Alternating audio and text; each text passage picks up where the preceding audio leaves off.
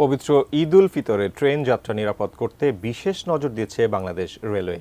এছাড়াও স্টেশনগুলো নিরাপত্তায়ও উদ্যোগ নিচ্ছে কর্তৃপক্ষ। বিস্তারিত জানাতে খুলনা রেল স্টেশন থেকে যুক্ত হচ্ছেন খুলনা বিভাগীয় প্রতিনিধি মোহাম্মদ অসীম। আমরা এর আগে চুরি এবং ছিনতাইয়ের ঘটনায় রেল স্টেশনগুলোতে কিছুটা অরক্ষিত অবস্থা এবং যাত্রীদের নিরাপত্তাহীনতার ঘটনা আমরা জানতে পেরেছি।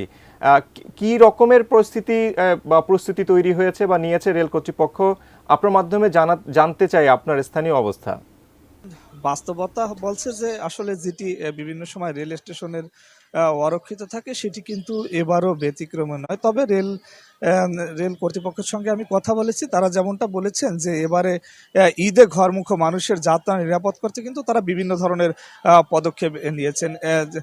বিভিন্ন সময় যে অনাকাঙ্ক্ষিত রেল দুর্ঘটনা এবং সাধারণতভাবে এই সময়টায় যাত্রী সংখ্যা বেড়ে যাওয়ার কারণে বিভিন্ন সময় ট্রেনের যে বিপর্যয়ের ঘটনা ঘটে সেই শিডিউল কিন্তু এবার বিপর্যয়ের ঠেকাতে রেলওয়ে কর্তৃপক্ষ কিন্তু আগে ভাগেই ব্যবস্থা নিয়েছেন, এমনটা আমরা কথা বলে জানতে পেরেছি। এছাড়াও যে এই তাদের সাথে তারা যেমনটা জানিয়েছেন যে পবিত্র ঈদ উল ফিতরের যে ঘরমুখ মানুষ রয়েছেন তাদের কিন্তু যাত্রা এবার অতীতের তুলনায় নিরাপদ হবে বলে তারা আশা করছেন।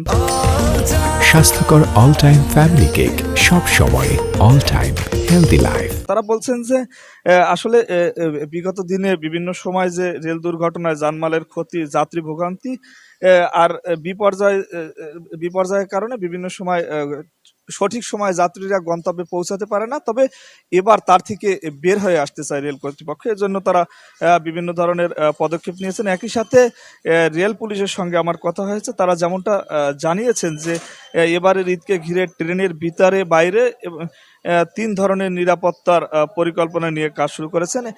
একই সাথে যে স্থানীয় যে প্রশাসন রয়েছে তাদের কিন্তু এবার সম্পৃক্ততার কথা বলছেন পুলিশ এবং রেলওয়ে কর্তৃপক্ষ, যাতে কোনো ধরনের যাত্রীরা কোনো দুর্ঘটনার মুখে না পড়ে এবং এজন্য তাদের বিশেষ নির্দেশনাও দিয়েছে রেল কর্তৃপক্ষ। তবে আসলে সব মিলিয়ে এখন পর্যন্ত কিন্তু এই রেল কর্তৃপক্ষ বলছে, রেল পুলিশ বলছে, তবে এ সমস্ত বাস্তবায়ন নিয়ে কিন্তু সাধারণ যে ট্রেন যাত্রীরা রয়েছে তারা কিন্তু সংশয় প্রকাশ করেছেন। এটি কতটা বাস্তবায়ন হয় তা দেখার জন্য আমাদের অপেক্ষা করতে হবে আসলে ঈদ উল ফিতর পর্যন্ত। আমার কাছে সব মিলিয়ে সাকু এই ছিল খুলনা রেল স্টেশন থেকে রেল কতটা নিরাপদ তার সর্বশেষ খবর।